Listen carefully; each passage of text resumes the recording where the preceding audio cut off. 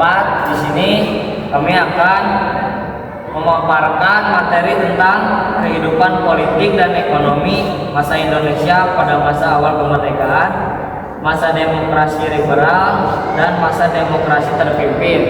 Sebelumnya perkenalkan, nama saya Michael sebagai moderator. Saya Spajira ini sebagai penanya. Saya Farel Febriansa sebagai penjawab. Saya Muhammad Fatir sebagai pemateri dan penjawab. Saya Prita Fitria sebagai pemateri dan penjawab. Saya Nadla ini Kasana sebagai pemateri dan penjawab. Oke, segitu saja perkenalan dari kami. Duduk dulu. Oke, kami akan memulai presentasi kami. Kepada yang bertugas mempresentasikan materi, dipersilakan.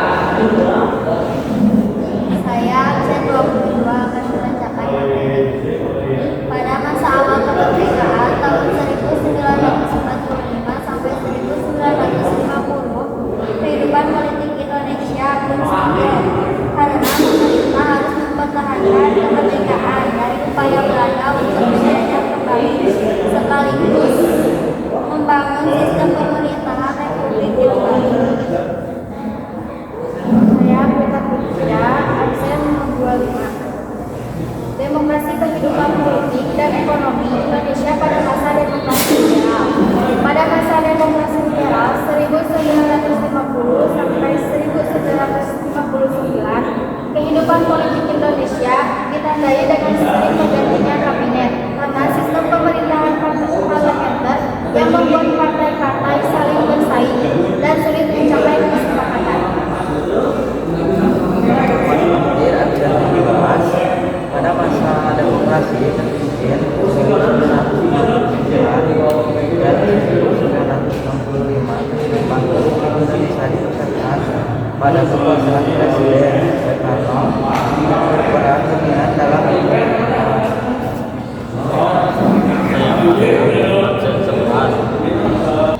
Pemerintah berusaha memperbaiki keadaan melalui proyek-proyek besar dan kerjasama luar negeri, tetapi kebijakan yang lebih berorientasi politik dibanding ekonomi menyebabkan krisis semakin parah menjelang akhir masa demokrasi terpimpin. Oke, baik, saya akan bertanya kepada absen nomor 22 yang bernama Nabila. Sebutkan masalah ekonomi utama pada masa demokrasi liberal. Saya absen 22 ingin menjawab. Yang pertama ada inflasi tinggi, yang kedua definisi anggaran, yang ketiga produksi dalam negeri rendah, dan yang terakhir koordinasi ekonomi pemerintah. Baik, apakah ada yang mau menambahkan atau menyanggah? Ya, cukup. Silakan. Saya ingin bertanya kepada absen nomor 25 yang bernama Prita. Masalah ekonomi apa saja yang dihadapi Indonesia setelah merdeka? Saya absen 25 ingin menjawab. Ekonomi sangat lemah akibat perang, blokade ekonomi, Belanda inflasi tinggi, dan produksi dalam negeri yang menurun. Baik, apakah ada yang mau menambah atau menyanggah? Selanjutnya saya ingin bertanya kepada absen nomor 11 kepada Pak Rea. Mengapa kehidupan politik Indonesia pada masa awal kemerdekaan belum stabil? Mengapa? Saya absen 11 ingin menjawab. Karena pemerintah harus mempertahankan kemerdekaan dari usaha Belanda untuk kembali dijajah, sementara sistem pemerintahan baru masih dibangun. Selain itu sering terjadi penggantian kabinet karena sistem parlementer belum berjalan. Baik, apakah ada yang mau menambahkan atau menyanggah? Oke, selanjutnya saya ingin bertanya kepada absen 17 bernama Fatir. Apa penyebab sering terjadinya pergantian kabinet pada masa demokrasi liberal? Saya Muhammad Fatir izin menjawab. karena banyak partai politik saling bersaing dan sulit mencapai kesepakatan dalam sistem parlementer. Apakah ada yang mau menambahkan atau menyanggah? Baik, selanjutnya kita akan pemaparan materi. Pada yang bertugas dipersilakan. Saya absen 22 akan membacakannya. Demokrasi adalah suatu sistem pemerintahan dengan rakyat memegang kedaulatan tertinggi. Landasan hukumnya adalah Undang-Undang Dasar 1945 yang terbagi menjadi dua bagian, yaitu demokrasi langsung dan demokrasi perwakilan. Demokrasi di Indonesia adalah eksekutif, legislatif, yudikatif, check and balance.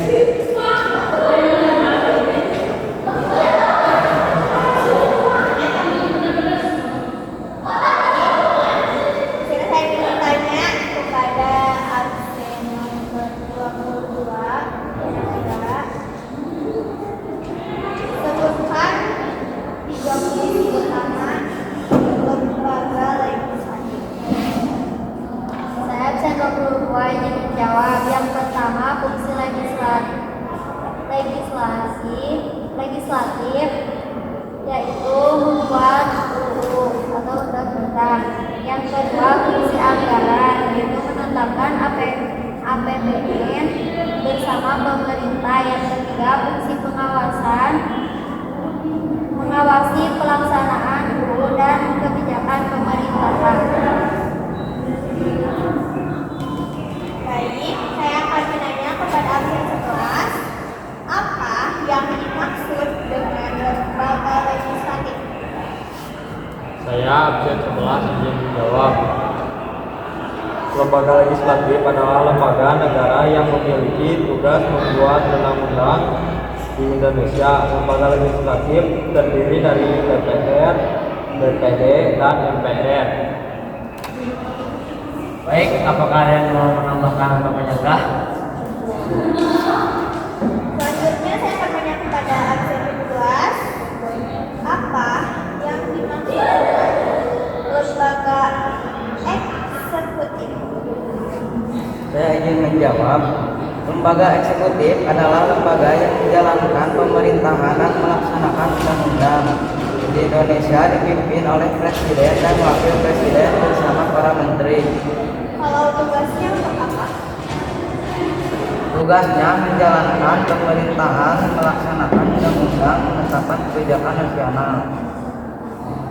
Ada yang mau menambah atau menyanggah? Saya ingin bertanya kepada absen nomor 25, apa perbedaan utama antara MK dan MK? Saya absen 25 izin menjawab. Perbedaannya itu Mahkamah Agung MA mengadili perkara kasasi, mengawasi pengadilan di bawahnya. Kalau Mahkamah Konstitusi menguji undang-undang terhadap UUD, menyelesaikan sengketa pemilu, dan memutuskan sengketa kewenangan lembaga negara. Apakah ada yang mau menambahkan atau menyanggah? Oke, selanjutnya materi. Saya absen 22 akan membacakan materi.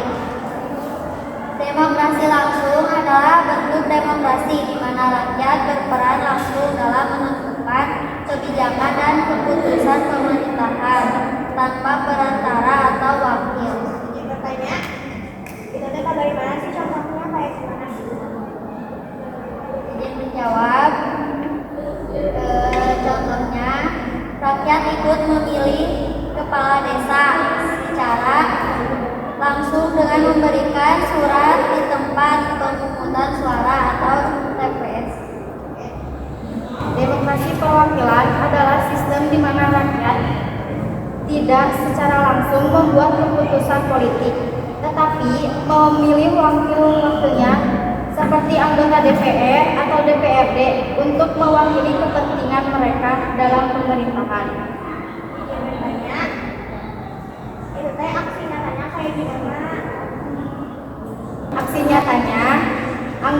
DPR membuat dan mengesahkan undang-undang yang mewakili aspirasi rakyat di parlemen.